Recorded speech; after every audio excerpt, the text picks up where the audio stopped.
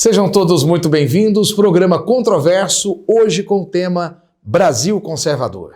E para discutir isso conosco, trouxemos uma das mentes críticas, analíticas dessa nova direita brasileira, o escritor e jornalista do Rio Grande do Sul, Percival Pugina. Pugina, seja muito bem-vindo. Olha, feliz por estar aqui, já conversamos muito antes do programa, vamos agora conversar durante esta gravação, para sermos também ouvidos e entendidos, se assim Deus quiser, pelos nossos telespectadores. Pugina, você esteve dia 15, sábado da outra semana, conosco, lá no Colégio Visão, no painel dos conservadores. Você esteve junto com o Antônio Talma, né, do Ávila, e você esteve também com o advogado Cristóvão Espírito Santo, debatendo uma série de assuntos. E eu queria que você conversasse um pouquinho, começasse aqui a nossa entrevista de hoje, explicando alguns pontos, porque os temas são extremamente controversos em relação àquilo que era a lógica com a qual nós estávamos acostumados aqui no Brasil, tô certo?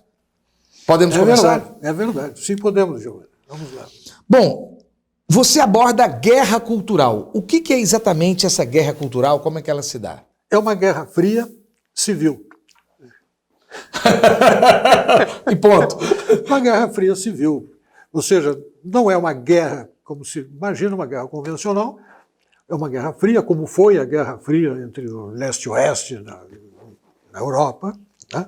Aquela guerra fria que acabou em 1989, mas é uma guerra, há um conflito de ideias que se trava no campo da cultura.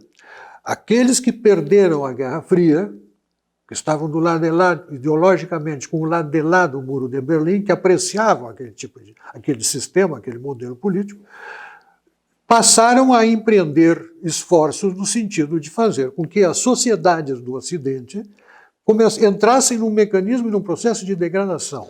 É exatamente Tudo planejado. Como é que chama? Uma cultura marxista, é isso? Sim, uma cultura marxista, uma cultura com a ideia de formar uma outra humanidade. Sabe o Fórum Social Mundial? Sim. Um outro mundo é possível? Sim. Então aí você joga ideias maravilhosas no espaço, tal, mas o que você realmente quer é outra coisa. O que você realmente E o que é que esse pessoal quer? Eles querem dominar politicamente a sociedade para implantar as suas ideias. Sim, mas eles querem fazer isso através de uma mudança da mente da sociedade. Sim. Qual é essa mente que eles querem implantar? Nós vimos no Brasil. Nós assistimos uma mente antifamília. Assistimos ascensão e queda provisória. É uma mente que você entende ser antifamília? É contra a família, é contra a religião, é contra princípios, é contra valores morais.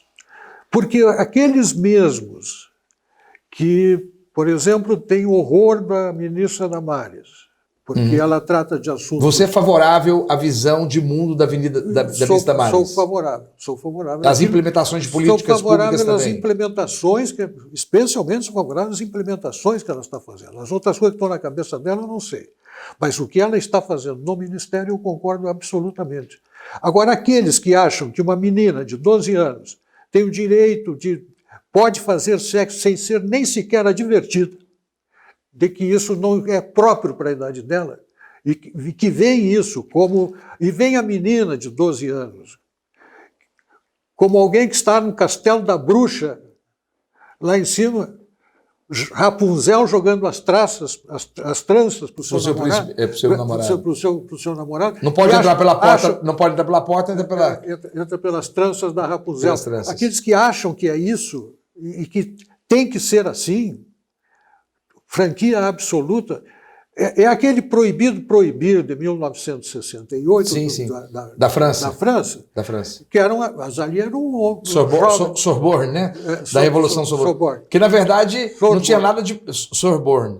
Eles não queriam fazer nenhuma... Eles queriam, na verdade, frequentar o alojamento feminino. O alojamento feminino. A causa original. Rapaz, eu só descobri isso há poucos anos, sabia? Só que ali tinham 18 anos, 19, 20, 21. E era proibido. Aí quebraram tudo e tal. Aí fizeram uma revolução. Agora aquele com meninos de 12, 13 Mas você tem ouvido falar... trazer isso para meninos de 12, 13 anos, e aí não é proibido. Tu não pode proibir Tu não pode aconselhar, tu não pode orientar, tu não pode fazer nada, tu não pode... Não te mete na vida de um adolescentezinho de Daí 12, você 13 já anos. entra para o segundo tema seu, que é defesa da família e da infância. Como é que é isso? Mas Essa é- questão da ideologia de Mas gênero? é isso é um mecanismo de Esse é dominação. o segundo tema dele, gente. O primeiro tema, então, é a guerra cultural, que é essa guerra contra o leninismo, marxismo da cultura, né? Que está envolvido tanto na área de cultura, educação, quanto as artes, não é isso? E aqui nós já emendamos com a questão da defesa da família. A mesma esquerda, que procede assim em relação à sexualidade das crianças, ideologia de gênero, para complicar a cabeça de uma criança impúbere a respeito da própria sexualidade. Mas o que é isso? Eles não têm limite e tentam, e por aqui, por ali, e vão, e furungam, e entram no Plano Nacional de Educação, nos básicos curricular comum, estão sempre tentando infiltrar essas ideias escabrosas, tenebrosas e inconvenientes para a sociedade. Por você, eu acho que você já percebeu, ele é absoluto, eu não pus aqui nenhuma condição, mas eu te falei, eu fui secretário de um governo petista. Então eu participava das reuniões de secretaria, né? Tive grande contato com o pessoal da área da Secretaria de Educação, da minha pasta, que é a pasta de Trabalho e Indústria e Comércio. Eu nunca vi, durante o período que eu estive lá, 2013, 2014, 2015, nós nunca tivemos nenhum tipo ali, eu preciso ser honesto com você, Sim. não posso me acovardar. Claro. Nós não vimos nada disso naquele momento ali. Bom, Aqui em Goiânia não vimos. então tu tens uma perspectiva de Mas Goiânia, tivemos mas- denúncia. As igrejas denunciavam, os movimentos de direito diziam que havia. Mas eu te falo, será que não há um pouco de um medo irreal, não? Não, até porque é tão nítido o plano, é tão nítido esse projeto político, cultural, que pega educação, pega meios de comunicação, pega a cultura para dominar uma sociedade, que os mesmos que têm esta conduta que eu mencionei em relação à sexualidade infantil e a família, que família qualquer coisa é família, que são os mesmos que querem liberar maconha, liberar drogas, ou não. Você não concorda com a Que são família contra- do mesmo gênero? Por exemplo, um homem com um homem, uma mulher com uma mulher, você não concorda? Não é natural. Mas, Como família, não é natural. mas o Estado não precisa reconhecer os direitos dessa conjugação? O Estado não tem que se meter em normas de convivência, de afeto entre as pessoas. Não para impor. Não para impor. Sabe por que o Estado se mete, e tem que se meter? É porque tem marido, mulher e filho, pela prole. Este núcleo tem que ter proteção do Estado. Mas relações afetivas entre duas pessoas... Mesmo relações... homem com mulher. Entendi, mas aí você é Entendeu? genérico, né? Quê? Você é geral nesse ponto. A mera relação afetiva mesmo não é só entre pessoas do mesmo gênero, mas pessoas também de gêneros diferentes. Né? Homem com mulher também, o Estado não tem que se interferir também. Mas aí como é que ficaria as sociedades conjugais? Né? Mas tem acertos cartoriais. Vai no cartório, registra o padrão da tua relação. Mas como é que o Estado vai se meter em relações afetivas? Mas você não acha, por exemplo, vamos falar então, falando sobre a questão de família, sobre adoção. Esse é um tema que o pessoal conservador de direita não consegue ainda me falar muito comigo. Eu era de direitos humanos, trabalhei muito com menores de rua e assim por diante. A adoção não é melhor um lar que seja um lar onde tenha amparo e condições, mesmo que sejam de pessoas de um mesmo gênero, do que estar na rua ou estar num abrigo? Eu não sou contra a adoção. Por casais do mesmo gênero. Não sou contra a adoção. Neste momento, eu acho que o Estado tem que entrar. Para monitorar. Para monitorar. Como tem que entrar em qualquer... Você tem Onde tem prole. Ah, onde tem prole, entendi. Então o seu pensamento é estabelecer um núcleo familiar que tem a ver com a prole, ou seja, com uma proteção do menor, o Estado intervém. É interessante, nunca ninguém tinha me colocado dessa forma. Relações meramente afetivas, eu acho um disparate que o Estado venha, que alguém se socorra do Estado para estruturar as suas relações afetivas na base de uma norma. Já que tocamos nos casais do mesmo gênero, ou seja, que é uma pauta LGBT, vamos falar então sobre desigualdade, que é o seu terceiro tema. Você fala sobre a legitimidade da desigualdade. Sim. Não é? Então, que é legítima a desigualdade. Explica isso que eu tenho certeza que vai dar muito problema aí. Mas são conceitos, no meu modo de ver, absolutamente simples. Não existem duas pessoas iguais. Isso. Geneticamente, nunca houve alguém como tu, nunca haverá alguém como tu, com as tuas características. Sim, ok. O ser humano é único, não? Isso aí já é uma prova evidente, científica, de que somos desiguais.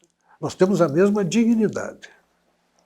Mas a igualdade para nós é absolutamente injusta.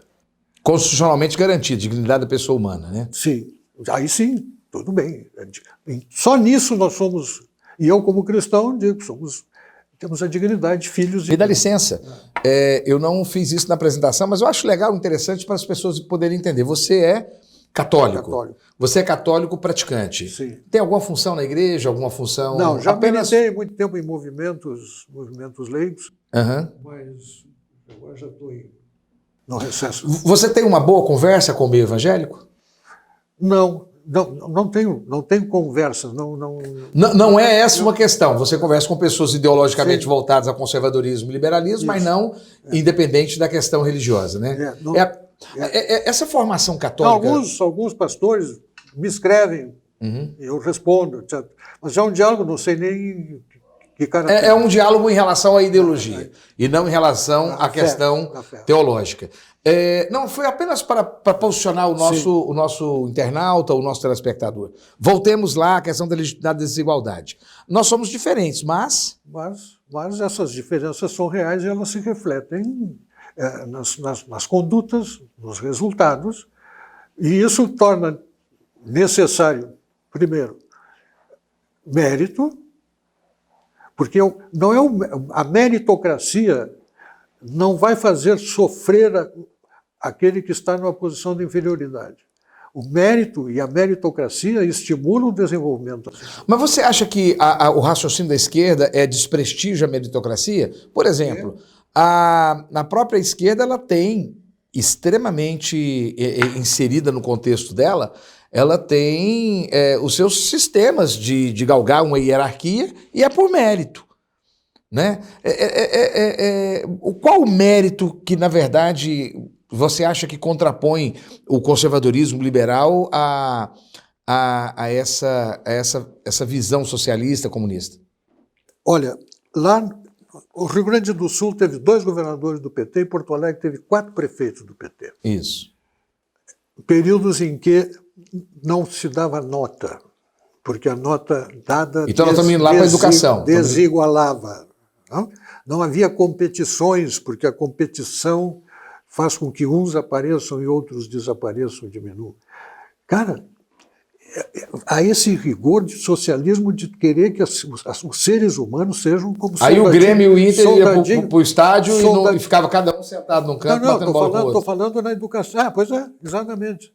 Entende? É uma visão completamente desvinculada da realidade, porque vem a sociedade como soldadinho de chumbo. Isso não existe. Vai em Cuba que tu vai encontrar muito disso. Né? Vai na Coreia do Norte. Mas doutor... Mas esse tipo de conduta mata a liberdade. Aqui na minha empresa, por exemplo, eu tenho escritório de advocacia e tenho empresa. Na empresa, aqui nós temos um salário base, se o cara vende, ele come, se ele não vende, ele não come. Então, eu trabalho com a ideia de meritocracia a minha vida toda. Eu vim de banco, no banco nós crescemos por concurso. Eu assumi por concurso na Caixa Econômica Federal e cresci também por concurso interno e também por produtividade. Mas será que é essa a questão? Eu acho que não. Nós não temos que prestar atenção de que o Estado ele é para o bem-estar social de todos.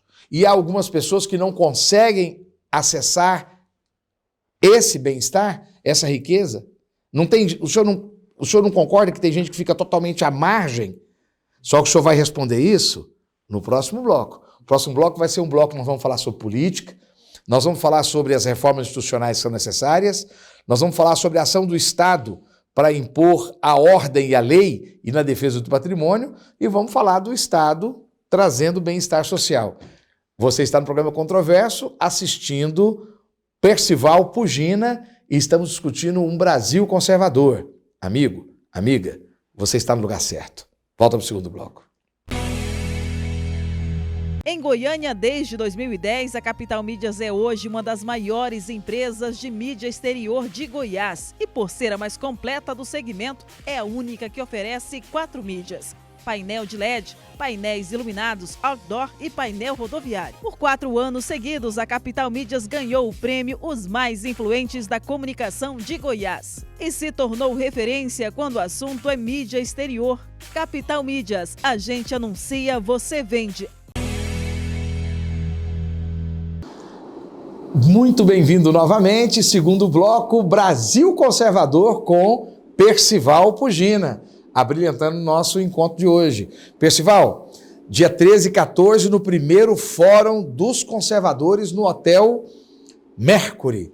Você estará falando sobre as 5 ideias que param o Brasil. 5 ideias que o Brasil não deveria ter, né? Não são as, são 5. Porque, são 5. Na verdade, existem outras, né? Diversas outras, né? Apenas algumas não se esgota delas. Essa pauta. Mas você esteve no painel conservador, dia 15 de fevereiro, e esteve conversando sobre as 5 ideias conservadoras para o Brasil. Nós já conversamos sobre a guerra cultural, sobre defesa da família e da infância. Nós começamos a pegar ali a legitimidade e desigualdade e vamos conversar nesse bloco um pouco do apanhado político desse Brasil conservador. Mas aí eu preciso fechar com você primeiro a questão da desigualdade que a gente estava falando e sobre a intervenção do Estado. Então já vou fazer aqui uma ponte, 3 temas a serem discutidos ainda aqui nesse bloco e você desenvolve um pouco melhor, tudo bem? Para a gente aproveitar bastante. Então é a legitimidade da desigualdade, a ação do Estado de impor a ordem e a lei, defendendo o patrimônio, e a reforma institucional. Pois bem, eu acho que um grande centro da discussão entre esquerda e direita, dessa cultura leninista marxista que tem sido questionado, que foi a grande discussão dos governos do Fernando Henrique, do Luiz Inácio, da Dilma, que também é questionado por esse movimento conservador, bem como certos elementos do processo constitucional de 88, é o fato de querer que o Estado esteja voltado para uma sociedade pobre, carente, que é característica da América Latina. Você consegue enxergar uma desigualdade nesse sentido? E se você enxerga, você não acha que o Estado precisa cuidar de maneira diferenciada dessa desigualdade? Óbvio, óbvio. Só que o erro foi da medida da conta. A Constituição de 1988 quis criar um Estado de bem-estar social, não que tinha o objetivo do bem-estar social, mas criar um Estado de bem-estar social por força de preceito constitucional. O que é uma idiotice. Um Estado que não está na alma da nação brasileira. Não, não é isso. É que tu não crias um Estado de bem-estar social fazendo uma Constituição. Tu vais precisar de recursos, e esses recursos, pelo contrário, eles foram exauridos por força da Constituição. E o Estado acabou não podendo fazer, mas isso não fazendo. Ele faz minimamente aquilo que tem que fazer. Mas não é por causa da concentração da riqueza? Nós temos 6 famílias que têm mais de 25% da riqueza nacional. E o que não eles é fazem? isso? O que eles fazem? Eles comem? Não, eles armazenam, segura para si, fica que nem eu, gordo. Mas quem é que bota... Você é magro, eu como mais que você. Eles põem embaixo do colchão? Hã? Eles põem embaixo do colchão? Não, isso está armazenado, está muitas vezes imobilizado, gastos muito voltados à atividade exclusiva e pessoal. E que está alimentando o emprego de quem? Isso é assim no mundo todo, e é o que faz a roda andar. O fato de alguém ter muito dinheiro não significa que ele se apropriou, a menos que, claro, que ele tenha se apropriado de modo equívoco, mas o dinheiro não fica parado, o dinheiro vai fazer riqueza. O problema do Brasil, tu vai ficar chocado com o que eu vou te dizer, não é que tem pobre demais. O problema do Brasil principal é que tem rico de menos. Não, mas a esquerda também crê nisso, crê que a riqueza tem que ser mais socializada. Mas quem é que produz? Todos Olha, produzimos. Eu sou empresário. Eu sou empresário, eu produzo. As Sim, ideias vêm de mim, o plano vem de mim, mas meus empregados que fazem acontecer. O que se produziu no Brasil foi emprego para funcionário público. Isso é errado, isso eu concordo. Tem que melhorar. Então, na verdade, criou-se um grupo de trabalhadores, com direitos diferenciados. Eu sou contra isso, não acho, sou filho de funcionários públicos. Mas isso é a Constituição brasileira. Isso é errado. Isso é completamente... Não, mas já era antes. Mas a Constituição portuguesa. Não. Herança portuguesa. Sim. Em certo modo, sim. Mas fizemos uma Constituição, não era para fazer isso. E estamos pagando o preço dos equívocos da Constituição. A oportunidade de ter quebrado isso seria ali em 88. Tanto que hoje qualquer governador, qualquer presidente da República sabe que governar é mudar a Constituição, é apresentar uma PEC.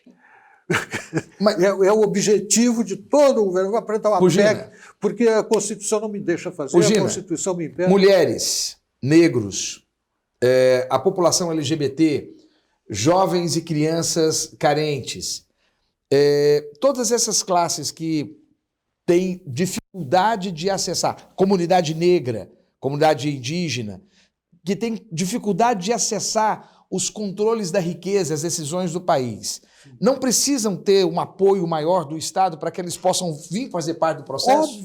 Óbvio, isso sim, mas não tem dinheiro nem para isso. Aliás, não tem dinheiro nem para a escolinha da vila. Mas nós temos 500 anos de história, não vai ter dinheiro nunca. Está fornecendo a pior educação possível. Mas não foi a elite brasileira que conduziu esse processo? A elite brasileira, não estou falando de direita e de esquerda, eu estou falando dos detentores da riqueza. Eles se importaram de fazer essa transformação? Óbvio que não também. Mais uma vez. Mas isso e qual resposta que o liberalismo conservador nos ajudaria para essa... Mas o liberalismo vai exatamente promover a maior circulação da riqueza com produtividade, com rentabilidade, com competência e com competitividade. Você está trazendo algo aí diferente para o telespectador, o internauta entender. Então, o liberalismo conservador, ele também não é a favor desse patrimonialismo que é hereditário desde o início do Brasil. É um verdadeiro capitalismo. Não, mas isso aí não tem nada a ver. Nós temos um capitalismo de verdade no Brasil? Na América Latina? Um capitalismo verdadeiro? Temos um liberalismo aqui no Brasil? Claro que não. Claro que não. O capitalismo real está fazendo falta no Brasil? Nós não temos nem bons autores. Não se fala disso nas faculdades. É pecado ter lucro, né? Pelo contrário, o patrão é um ladrão. Toda a ideia que preside a mentalidade do alto mundo acadêmico brasileiro, pelo menos se considerarmos que estar numa faculdade faz parte de um status superior intelectual. O que está na cabeça é de que tu vai resolver o problema da pobreza tirando dinheiro de quem tem. Não concordo. Eu concordo com você e não concordo com essa ideia. Acho que aquela pessoa que tem competência para ganhar dinheiro e gerar e produzir tem que valorizar. Essa é a ideia.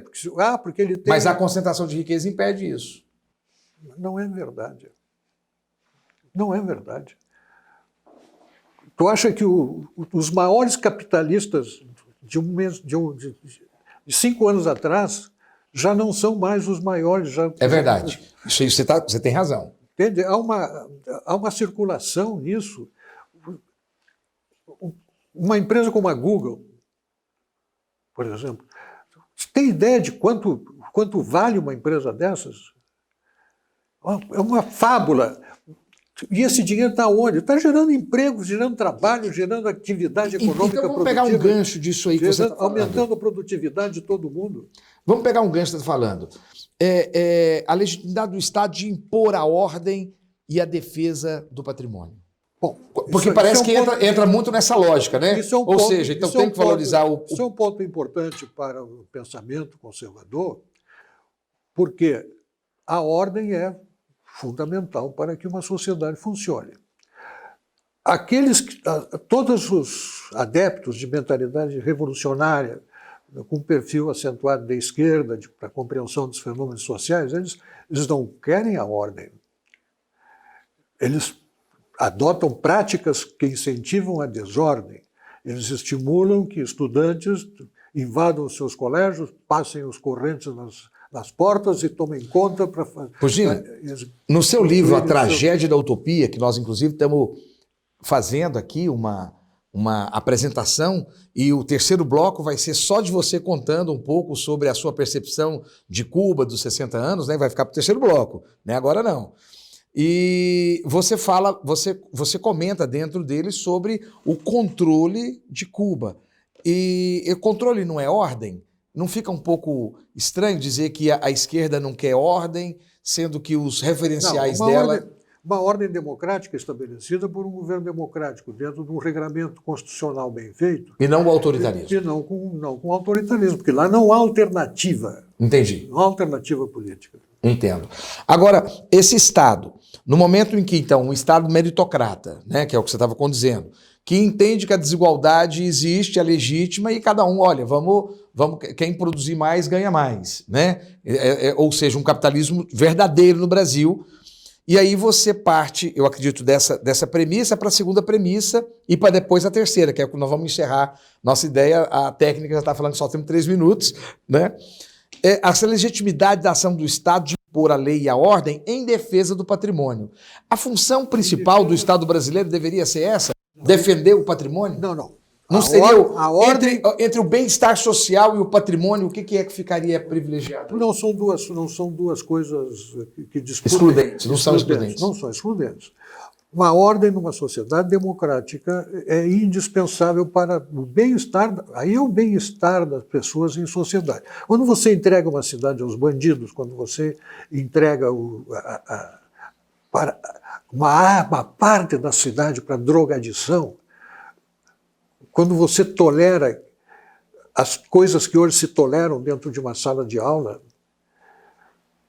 cara, meninos de 8 anos envenenaram a água da professora. Chegamos a esse ponto, os professores estão apanhando os alunos em sala de aula, perdeu-se o respeito à ordem. Isto é produto de um trabalho conscientemente executado, Giovanni. É preciso saber disso. Isso não é por acaso que acontece. O Brasil se deteriorou como sociedade. Eu, pela idade que tenho, sei que nós não éramos assim. Nós deixamos muitas coisas. Não, a minha geração não era assim. Eu sou nascido em 67. Nós respeitávamos os mais idosos, nós respeitávamos nosso pai e nossa mãe. E proibiu. E eu não venho de um lar agressivo, não. Mas a autoridade era algo que nós aprendemos muito firme. Mas se vale dentro de casa, vale na sociedade. Sem agressão. Aprendemos autoridade sem agressão. É isso. Deixa eu te perguntar uma coisa aqui, nesse ponto final. Então você entende que a defesa do patrimônio é fundamental porque é a própria defesa da autoridade, né? Cada um fica com o seu. Eu digo propriedade. Propriedade. E a reforma institucional? Bom, aí é o nó da correia do Brasil. Aliás, nós temos dificuldade de entender o conservadorismo brasileiro porque nós lemos autores ingleses que têm o que conservar. Autores de países que têm um modelo institucional, que têm uma história e que conhecem e respeitam a sua história. Então vamos lá. Que conhecem a sua trajetória. Então nós temos que ter como referencial autores que têm o que conservar, porque nós no Brasil não temos muito o que conservar. Não temos o que conservar, então nós estamos metidos prioritariamente dentro de um conflito. E o que faz com que esses países tenham o que conservar é que eles têm boas instituições.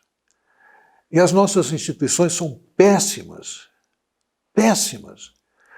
Aquilo que nunca deu certo, certamente não vai dar certo. E nós continuamos em toda a votação, em toda eleição, em toda oportunidade. Você consegue me falar 3 exemplos de instituições que nós precisaríamos ter? Nós temos que ter um sistema que responsabilizasse o parlamento. O parlamento é responsável.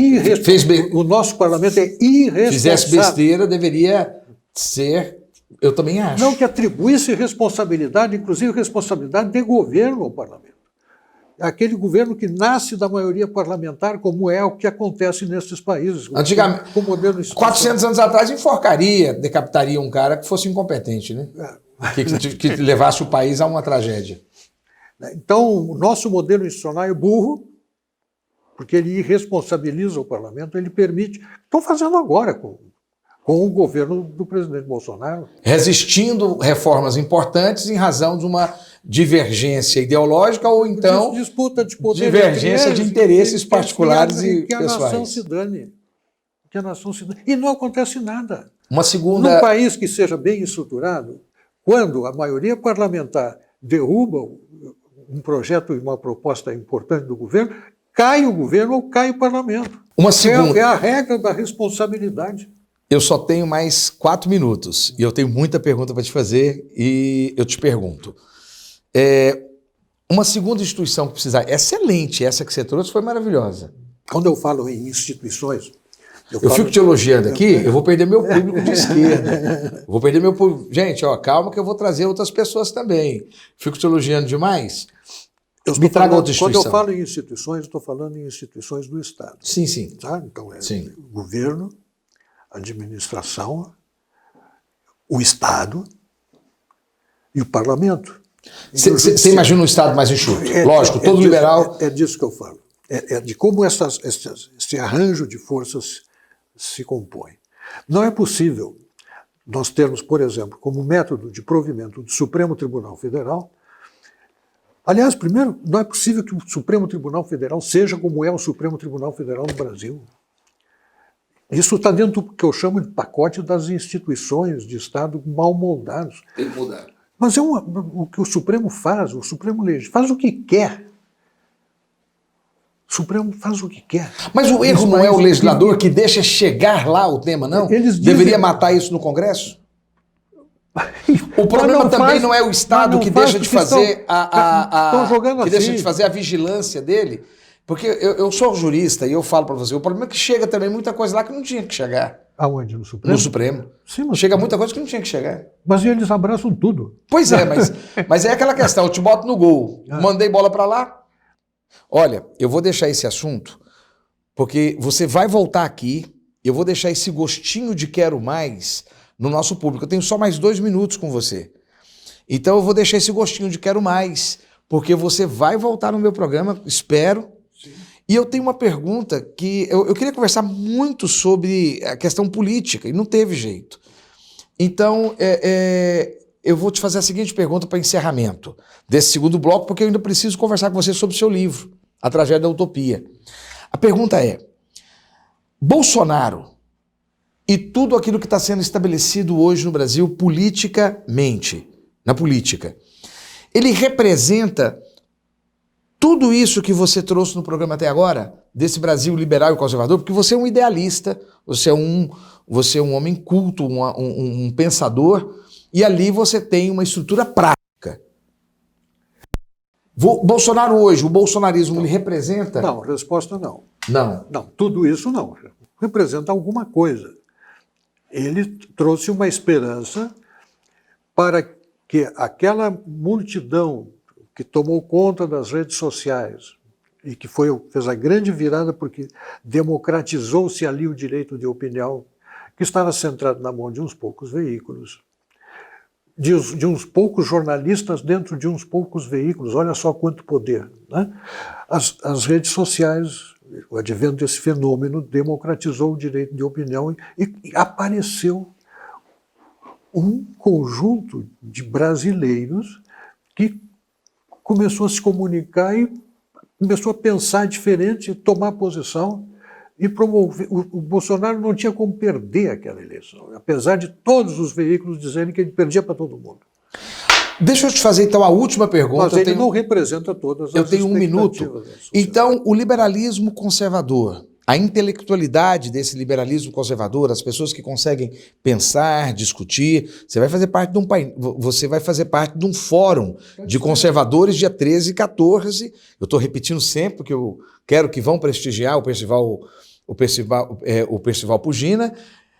Lá vai ter a oportunidade de ter acesso ao livro, não só essa obra, A Tragédia da Utopia, mas os outros 3 livros do Percival. Você, durante todo o programa, teve também aí contato, está tendo contato com o blog, né, www.pugina, com 2 Gs, né, .org, e você esteve conosco no painel conservador, né, lá do Colégio Visão. Minha pergunta para fechar esse bloco, para passarmos para o próximo, é: esse movimento intelectual de liberalismo e conservadorismo, ele aderiu ao bolsonarismo olavista ou ele apenas tem esse bolsonarismo olavista como uma forma de se estabelecer? Não, olha, o Olavo de Carvalho cumpriu um papel importante em relação ao conservadorismo no Brasil, porque ele fez um curso que ajudou a formar uma multidão de pessoas. Graus de formação. É meio agressivo, não? Não. A agressão é necessária. Ele tem o seu modo de se comunicar. Eu sou amigo dele, não gosto também disso, mas acho que isso é irrelevante. Acho que o importante é o trabalho de formação que ele fez. E eu tenho essa convicção de que nós somos dispersos ainda, muito dispersos, conservadores. Então, não há uma unidade, que, aliás, porque somos conservadores, nós também não queremos não buscamos essa unidade de pontos de vista, porque há uma abertura para um pluralismo de ideias, né? O que nós temos são alguns princípios que a gente procura preservar. Gente, e aí foi exaustivo, hein? Mas não vai embora. Terceiro bloco, vamos conversar sobre a tragédia da utopia e vamos conhecer, na visão de Percival Pugina, um pouco sobre Cuba e a Revolução Cubana dos últimos 60 anos. Fique conosco, você está no Controverso, você está no lugar certo. Em Goiânia, desde 2010, a Capital Mídias é hoje uma das maiores empresas de mídia exterior de Goiás e, por ser a mais completa do segmento, é a única que oferece 4 mídias: painel de LED, painéis iluminados, outdoor e painel rodoviário. Por 4 anos seguidos, a Capital Mídias ganhou o prêmio Os Mais Influentes da Comunicação de Goiás e se tornou referência quando o assunto é mídia exterior.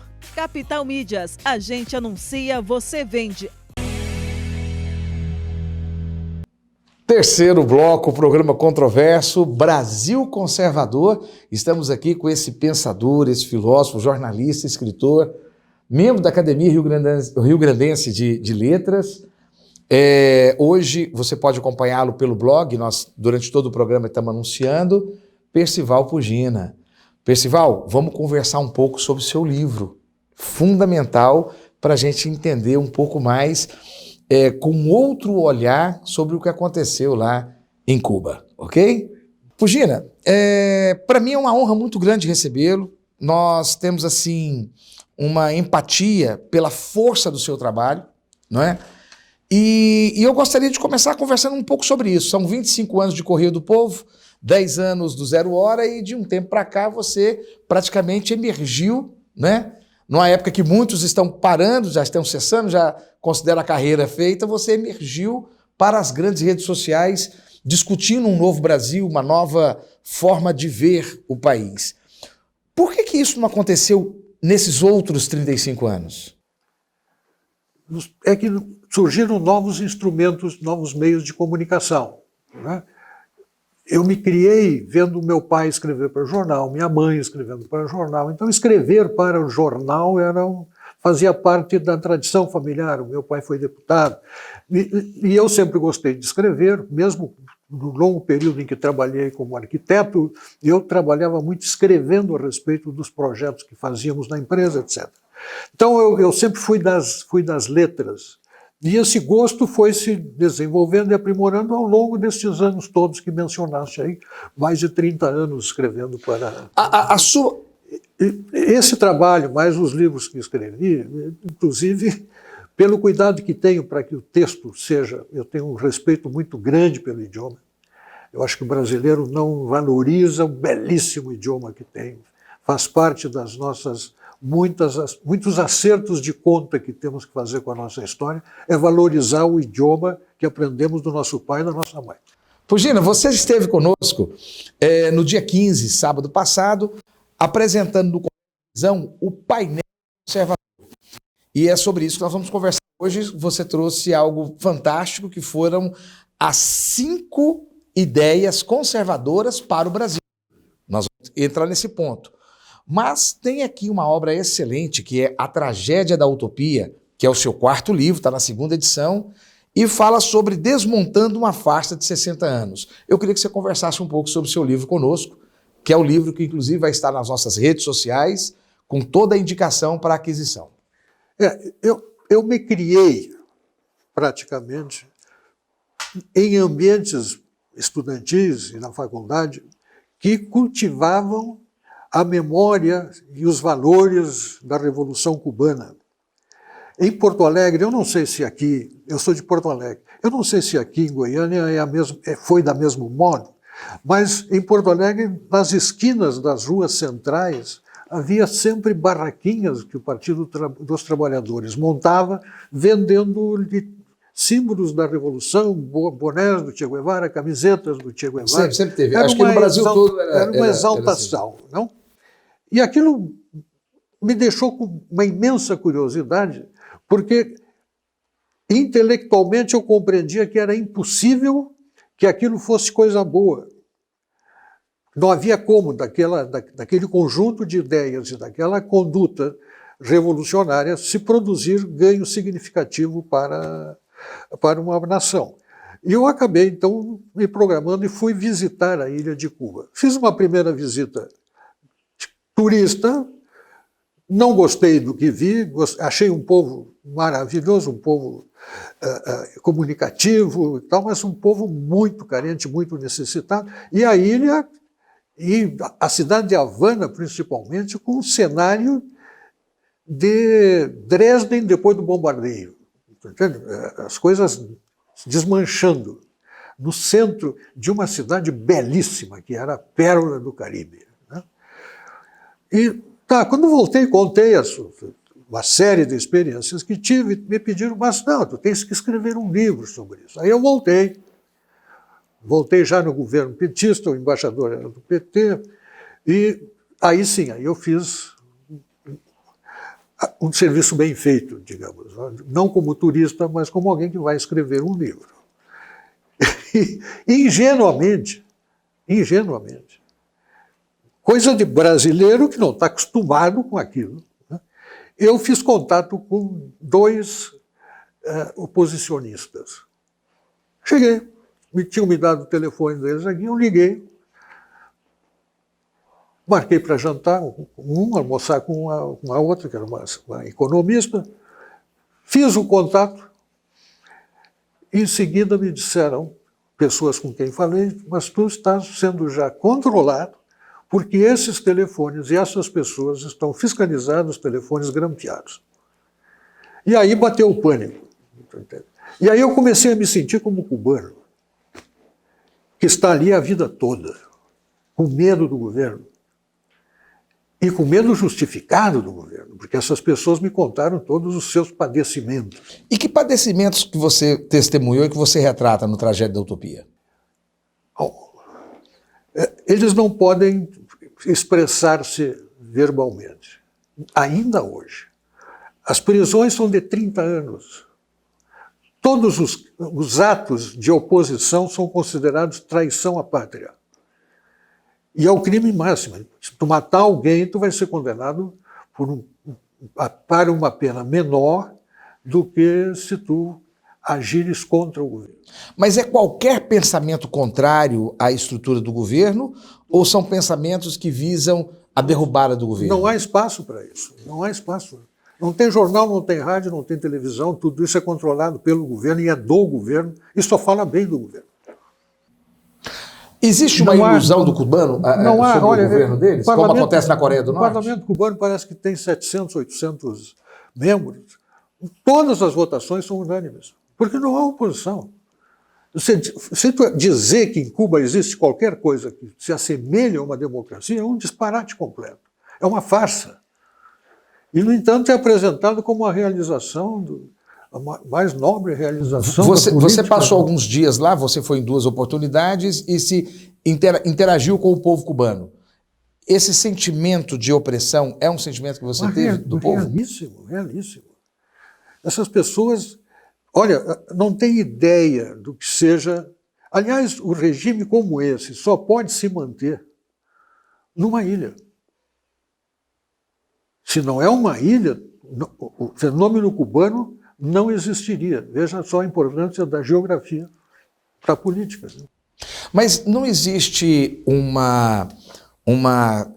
eu vou colocar desse termo, uma democratização, por exemplo, de educação, saúde, e não existe uma certa equidade entre o povo? Uma equidade, ou seja, do pouco da riqueza que o povo tem, do pouco das condições de sobrevivência que o povo tem, ela não é dividida de forma equânime? Não. Há uma diferença essencial que separa, uma ocasião, jantando na casa de um funcionário de uma empresa espanhola, eu disse, mas vem cá, vocês aqui estão bem abastecidos, nós estamos servindo um prato de camarão com abacate, que é um prato típico deles e tal. Mas e os outros cubanos? Não, eles não têm acesso a isso. Nós, como eu trabalho para uma empresa espanhola, eu tenho uma remuneração maior. Mas ainda assim há alguns que vivem melhor.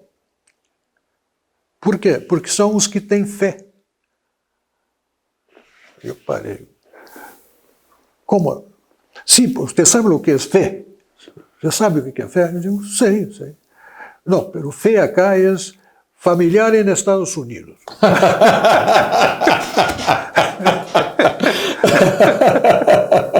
Então, os Estados Unidos desequilibram a equidade utópica do socialismo. Mas esses benefícios entram como contrabando, como escambo? Não, entra legalmente. Legalmente. Então, legalmente. Aliás, é parte do PIB cubano. Certo. Então, você está colocando sobre limitações dos direitos de liberdade, né, limitações de comunicação e etc., mas nós temos várias pessoas que já saíram daqui do Brasil, que estão em Cuba, e eles retratam um povo festivo, um povo que se relaciona, um povo que ama a sua pátria, diferente do que os colegas que estiveram na Coreia do Norte. Eles falam que na Coreia do Norte não tem vida. E são realmente células muito fechadas que saem para produzir e voltam, e a interação é muito fragilizada. Como é que é essa interação ali do povo cubano? Não, os cubanos se relacionam, mas o que se percebe é que há um desânimo na sociedade em relação às possibilidades de mudança do regime a que estão submetidos há 60 anos. Certo. Essas vão para 3 gerações. Mas também então, não tem um pouco... Isso molda muito o sentimento das pessoas em relação à política do seu país, em relação ao governo. Você não sente que isso também é um pouco da resistência do governo cubano em relação ao assédio norte-americano? Eu vou chamar de assédio norte-americano, com os embargos norte-americanos. Por exemplo, é um país que não pode comprar absolutamente nada. Se não fosse, inclusive, o apoio brasileiro, o apoio venezuelano nas décadas passadas, talvez ele teria até sucumbido, não? Não. Essa história está mal contada, me desculpe. Não, isso, sim. Não é. O programa é controverso. Não é assim. Porque o apoio primeiro vinha de Cuba, da Rússia, da União Soviética. A partir de 84, quando dissipou tudo, eles tiveram apoio muito vindo do Brasil e até onde eu vejo. A questão está muito bem levantada. Tá? Vamos esmiuçar essa realidade. Em 1959, o Fidel Castro assume o poder. Nos 2 anos seguintes... 60 anos depois, você premia ele com esse livro. Nos 2 anos seguintes, ele encampou todas as propriedades americanas na ilha. Toda a capacidade produtiva que os Estados Unidos tinham instalado. A indústria americana que funcionava na ilha, passaram de graça para o Estado cubano, que passou a gerir aquilo. Não houve mais remessa de lucros para o exterior, que era uma coisa que, quando eu era estudante, se apresentava como sendo uma das causas da pobreza do Brasil, era a remessa de lucros das empresas estrangeiras. Não houve mais remessa de lucros, não gastou um centavo para adquirir todo o patrimônio produtivo estrangeiro que estava lá, pegaram todos os bens pessoais das senhoras que abandonavam a ilha, americanos, que deixavam as joias, deixavam o dinheiro, deixavam a carteira, saíam com a roupa do corpo e o par de sapatos. 2 anos depois, o país está quebrado. 2 anos depois. Realizaram o sonho dos comunistas da minha juventude. Encampa tudo, manda os americanos embora. Não era isso. Campa tudo, manda. 2 anos depois estava quebrado. Por quê? Porque o regime não funciona. Não foi por causa dos embargos? 2 milhões de cubanos deixaram a ilha, fugiram também por vários meios, se jogaram no mar. E eu tive essa sensação do que é tu estar preso dentro de uma ilha. Eu entendi pela tensão que passei ao saber que aquele governo estava me fiscalizando. Eu vou sair daqui, quando eu for passar no aeroporto, o que vai acontecer? Medo. Medo do Estado. Né? Entraram num regime de pobreza, porque a economia parou, porque a economia socialista não funciona. Não há exemplo de uma economia estatizada que dê certo, não funciona. A economia parou e eles eles foram buscar o socorro da União Soviética para abastecer. E a União Soviética quis bater o martelo nesse negócio, porque queriam ficar perto dos Estados Unidos e instalar ali aqueles mísseis que acabou dando toda aquela confusão em 62. John Kennedy, né? No governo de Kennedy. Cuba, é importante que os senhores e a senhora que estão assistindo saibam, Cuba não compra nada porque não tem dinheiro para comprar e não tem crédito internacional. Não é por causa do bloqueio, como dizem, né, americano, porque dão a ideia de que está ali a quarta armada americana está ali e não deixa nenhum navio parar no porto. Não é verdade. O enorme porto que o Brasil financiou é para chegar navio, sair navio da ilha. Há comércio. O Brasil comercia com Cuba, os Estados Unidos comercia com Cuba. Aliás, é o 3º ou 4º maior fornecedor estatístico. E só vende à vista. E são destas coisas que os cubanos... E essa incompetência de gerenciamento que você crê que vem o colapso econômico. A minha pergunta é, para finalizar esse tema,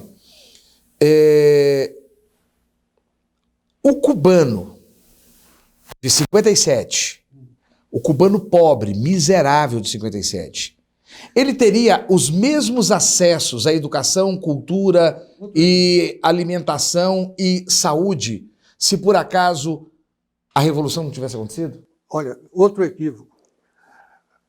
Cuba era o país com maior IDH da América Latina. Nos anos 50? Nos anos 50. Então, inclusive, aquela coisa de prostíbulo americano não é verdade? Pode ser que tenha, porque prostituição onde é que não tem? Não, mas é porque é um termo usado como lá uma latrina americana. Mas é usado para dar essa impressão, né, de que porque as prostitutas cubanas atendiam o mercado norte-americano, que aquilo fosse um país miserável em decadência. Não. Mas tem muito vídeo na internet mostrando o que era a Havana na década de 50 e o que é a Havana hoje. E o que se vai lá e o que se vê é aquela cena da década de 50 totalmente deteriorada. Gina, para encerrar nossa entrevista, que foi brilhante, inclusive de todos os temas que nós já conversamos, eu queria saber de você o que é que o teu leitor de Tragédia de Utopia vai encontrar no seu livro de revelador, de transformador. Olha, entre as duas capas, tudo. Humildemente, porque eu não escrevi esse livro para ser lido em Cuba, ainda que foi lido por cubanos, né, das minhas relações, e eles referendam tudo que está aqui. O livro está cheio de notas bibliográficas, de fontes, etc. É um trabalho muito bem feito, muito bem editado. Mas eu escrevi esse livro pensando no povo brasileiro. É um alerta ao povo brasileiro do que poderia acontecer se a continuação do projeto socialista acontecesse no Brasil. É um alerta ao povo brasileiro, porque vende-se mercadoria estragada para o povo brasileiro a respeito da realidade cubana. Olha, gente, nós tivemos aqui, então, ao longo de todo esse programa, que para mim foi um programa extremamente produtivo em matéria de conhecimento, com o jornalista Percival Pugina. Percival, você esteve conosco no Colégio Visão, no painel de conservadores, dia 15 passado, mas você estará agora novamente em Goiânia, para quem quiser te assistir, quem quiser te ver, que será dia 13 e 14 no Hotel Mercury, no primeiro Fórum dos Conservadores. O pessoal vai poder ver... E eu fico muito honrado com esses dois convites. Eu acho que Goiânia ganha bastante com isso, certo? Agora, o que é que o pessoal vai ver nesse primeiro Fórum de Conservadores que eles não viram na sua outra visita no Colégio Visão quanto ao painel de conservadores? Eu vou fazer uma análise da realidade brasileira, tratando de algumas ideias que estão enraizadas na cabeça do povo brasileiro. Vou penetrar ali e mostrar equívocos que funcionam como amarras para o desenvolvimento nacional. Então foram... As ideias que a população de um país, qualquer país, tem na cabeça é determinante da conduta daquela nação. Ou seja, você no primeiro bloco sobre as 5 ideias conservadoras para o Brasil, lá no Fórum Conservadores, dia 13 e 14, no Hotel Mercury, você vai falar sobre as 5 ideias que param o Brasil.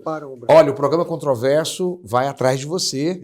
Eu vou querer, do mesmo jeito que nós demos espaço para essas 5 ideias conservadoras para o Brasil, que você venha nos explicar aqui essas tais 5 ideias que param o Brasil. Muito obrigado pela sua presença, tá? E espero poder contar com você outras vezes aqui no nosso programa. Percival, que honra ter recebido você. Que saio daqui um homem maior. Creio que o nosso telespectador, o nosso internauta também tem maiores elementos para poder sair dessa guerra de Fla-Flu, de Goiás e Vila, de Grêmio e Inter, que ficou a ideia da discussão política brasileira. Eu acho que é assim, pensando em problemas e pensando em soluções, que nós teremos um país unido e um país mais avançado. Eu vou deixar aqui minhas câmeras para você conversar com a população goiana, também lembrando que nós estamos em Brasília e pelo satélite em outros estados. Com vocês, Percival Pugina. Olha, foi um prazer, Giovanni, termos esta conversa. Acho que ela foi produtiva para mim, espero que tenha sido para os nossos telespectadores e para ti, que és uma pessoa experiente na comunicação social. Nós estamos vivendo um período importante, mas eu vejo como um período para resgatar valores e princípios que perdemos. Mas se eu digo que perdemos, é possível buscar sem necessariamente dar marcha ré na história, né? Vamos caminhar para frente, empurrando o Brasil com um modo de ser brasileiro diferente do que é o brasileiro hoje, para que sejamos melhores como pessoas humanas, servindo a nossa pátria, amando o nosso país e superando as suas dificuldades. Muito obrigado. Nosso espaço está aberto para você e você volta conosco aqui em abril. E você, telespectador internauta, permanece conosco. Semana que vem, um outro tema. Você está no lugar certo.